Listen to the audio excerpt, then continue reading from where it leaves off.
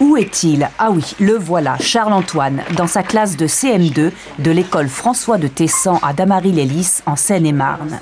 Haut comme 3 pommes, 2 ans d'avance, et juré craché à notre connaissance le plus jeune écrivain de France.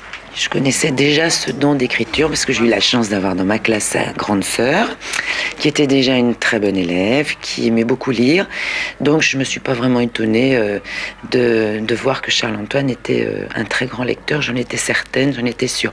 Bon, de là à ce qu'il soit un grand écrivain, à 9 ans, ça j'en étais moins certaine. Donc il m'a quand même époustouflée cette année. Et oui, il est comme cela, Charles-Antoine, passionné de lecture et d'écriture, fasciné par les aventures de pirates. Son héros, ce sera donc Thomas, capitaine du bateau La Fleur de Lys, parti à la recherche d'un trésor sur l'île de Noirmoutier. La suite, c'est une histoire de Playmobil, sa source d'inspiration. Par exemple, il y en avait un là qui jouait de l'accordéon parce qu'il était en pleine fête.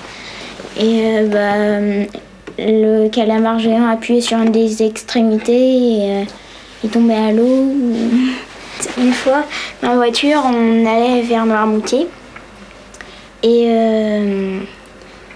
j'ai dit que je voulais écrire un livre. Alors ma mère elle m'a fait « Bah sur quoi? Sur quel sujet tu veux ?» J'ai dit « Sur les pirates ». Après elle m'a dit « Surtout, compte pas sur moi pour l'écrire ». Après je lui ai dit « Bah je comptais pas sur toi ».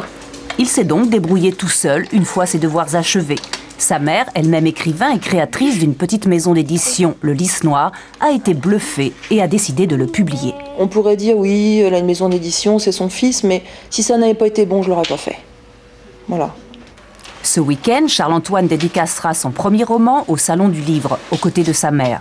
Il prépare déjà un second livre, cette fois sur son autre passion, les chevaux.